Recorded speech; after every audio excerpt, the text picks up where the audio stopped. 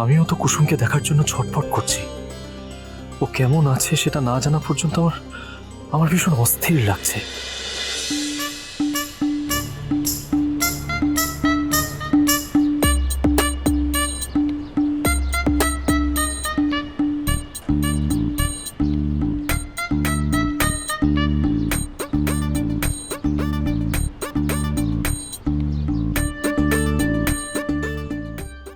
আমার না মালপোয়া খেতে খুব ইচ্ছে করছে। মালপোয়া? মালপোয়ার নাম শুনলেই জিভে জল চলে আসছে। কুসুম আমার থেকে কিছু চাইলো আর আমি সেটা ওকে দিতে পারলাম না, এটা কি করে হয়? হ্যাঁ, কুসুমের মতো আমি মালপোয়া হয়তো বানাতে পারবো না, কিন্তু চেষ্টা তো করাই যেতে পারে।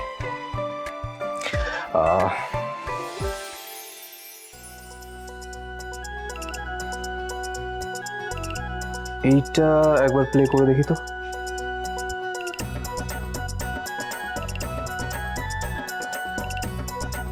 আজ আমি খুব সহজ পদ্ধতিতে শেখাবো কিভাবে মালপোয়া বানাতে হয়। প্রথমে একটা পাত্রে 2 কাপ সুজি নিতে হবে, তারপর তার মধ্যে সমান পরিমাণ ময়দা নেবেন। ওয়েট ওকে, সুজি সুজি সুজি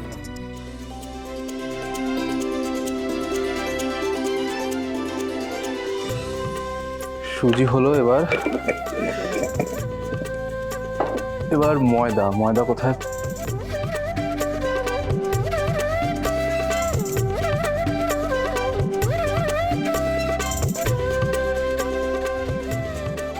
এবার এর মধ্যে সামান্য একটু নুন আর স্বাদ অনুযায়ী চিনি দেবেন।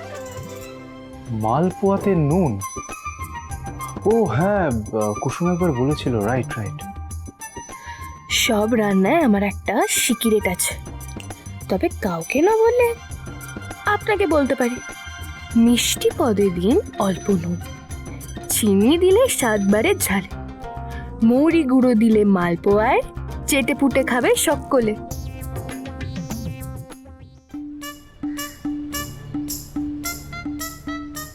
আয়ুষ রান্না করে মানেটা কি? গাঙ্গুলি গ্রুপ অফ কোম্পানিজের সিইও রান্নাঘরে রাঁধুনির কাজ করছে, ভাবা যায়? হ্যাঁ, কি দিনকাল পড়েছে।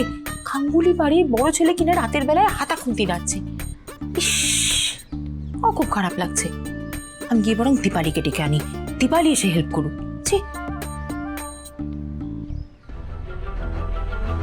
না, দীপালিকে ডাকবো না, ডাকবো দিদিকে। দিদি এসে এবার দেখুক তার আদরের বড় ছেলের কাণ্ড।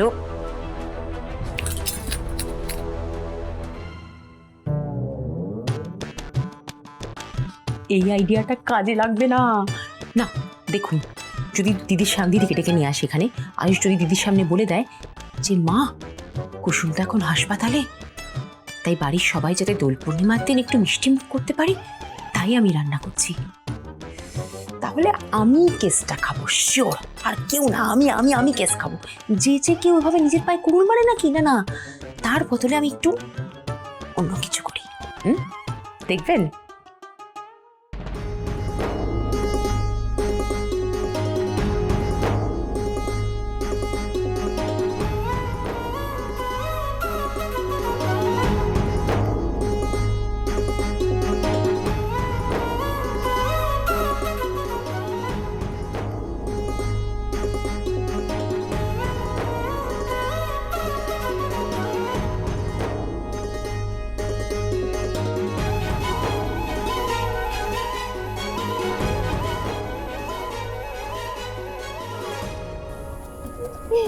Well done, great, Bravo! তুই আজকে কি করেছিস বুঝতে পারছিস? তুই কুসুম সরকারকে ডিরেক্টলি হাসপাতালের জায়গায় শ্মশানে পাঠিয়ে দিচ্ছিলি আরেকটু হলে। Well done!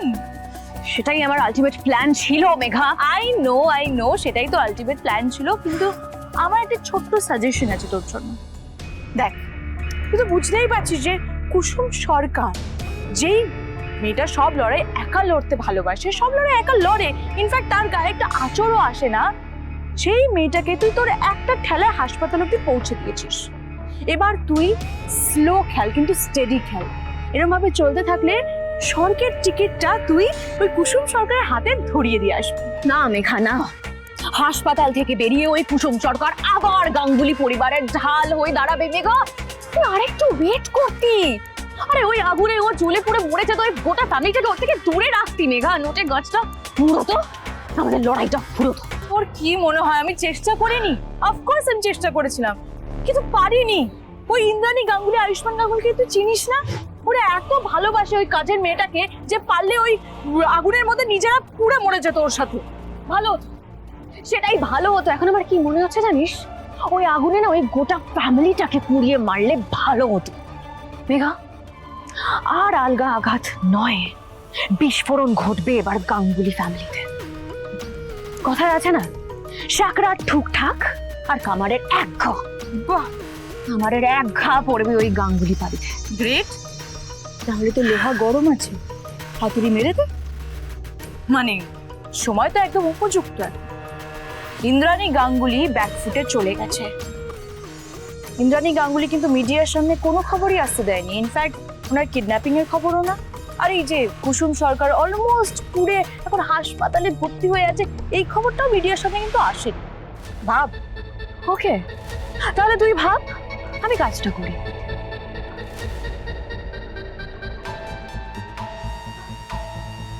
কালকের ব্রেকিং নিউজ, গাঙ্গুলি বাড়িতে লাগলো আগুন, পুড়লো কুসুম সরকার। আমি কে? আমি কুসুম সরকারের হিতাকাঙ্ক্ষী দেবলীনা চ্যাটার্জি ইজ ব্যাক। এবার ও কি করে সেটা দেখ।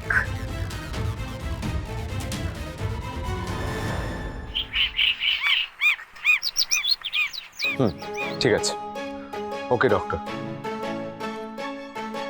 Thank you, yeah by.